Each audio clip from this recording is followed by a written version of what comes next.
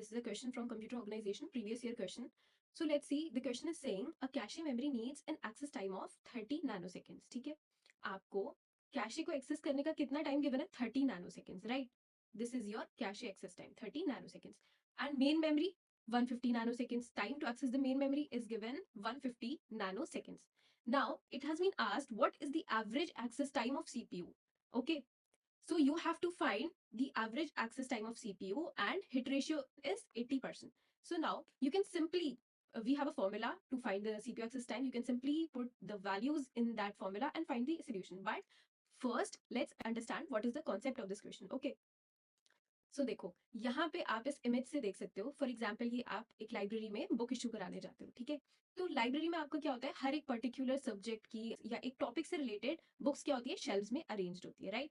ये आपकी books arranged है. बट कुछ बुक्स ऐसी होती हैं जो फ्रीक्वेंटली बार बार से री इशू हो रही होती है, राइट? तो लाइब्रेरियन क्या करता है, टाइम सेव करने के लिए उन बुक्स को यहाँ पे डेस्क में अरेंज कर लेता है, राइट? तो अब जब आप एक बुक इशू कराने जाओगे तो फर्स्ट ऑफ ऑल आप लाइब्रेरियन को बताओगे मुझे so and so book issue करानी है, राइट? तो आप क्या करेगा, लाइब्रेरियन पहले इस डेस्क पे चेक करेगा. अगर आपको यहाँ पे आपकी बुक मिल जाती है तो वेल एंड गुड, वो आपको इशू हो जाएगी, आपका टाइम सेव हो जाएगा, राइट? बट अगर यहाँ पे आपको डेस्क पे नहीं मिलती, then you will check in this shelf. ठीक है, आप शेल्फ में जाके चेक करोगे, बट आपको यहाँ पे टाइम ज्यादा कंज्यूम होगा. सिमिलरली यहाँ पे आप इस डेस्क को रिलेट कर सकते हो कैशे से, right? This is your cache and ये जो आपकी शेल्व्स है, these are your main memory. ठीक है, अब सीपीयू को कोई भी डेटा चाहिए होता है तो फर्स्ट ऑफ ऑल वो कहाँ चेक करता है, आपका सबसे पहले सीपीयू चेक करता है कैशे में, राइट? अगर कैशे में डेटा मिल जाता है उसको हम क्या कहते हैं, hit. That is a hit. And अगर आपको कैशे में डेटा नहीं मिलता तब जाके मेन मेमोरी में चेक करता है सीपीयू, राइट? वो होता है आपका मिस. तो इस केस में आपका क्या होता है, दोनों टाइम्स ऐड होंगे, राइट? कैशे को एक्सेस करने का टाइम और मेन मेमोरी का एक्सेस करने का टाइम. ठीक है, तो अब देखो आपको क्वेश्चन में 80% हिट रेशियो गिवन है, राइट? तो यहाँ आप 0.8 लिखोगे, multiply by time to access the cache. Cache को आपको एक्सेस करने का कितना टाइम गिवन है, 30 नैनोसेकंड्स, राइट?